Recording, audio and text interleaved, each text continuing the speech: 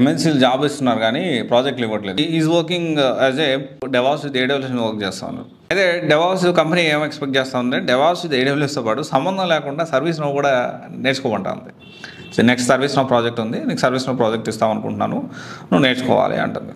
So ఇప్పుడు అతను అడిగిన డౌట్ ఏంటి అంటే, నేను ఇక్కడ చేస్తూ నీది జాబ్ చేస్తూ మళ్ళీ నేర్చుకోవడం చాలా కష్టంగా ఉంది, ఎలా పాసిబిలిటీ అవుదా అంటే, ఒకవేళ నేను వద్దంటే నా జాబ్ అనేది కంటిన్యూ చేసేదని ఛాన్స్ ఉందా, ప్రజెంట్ అయితే ప్రాజెక్ట్ అయిపోవస్తూ ఉంది అని చెప్పి అని అన్నారు.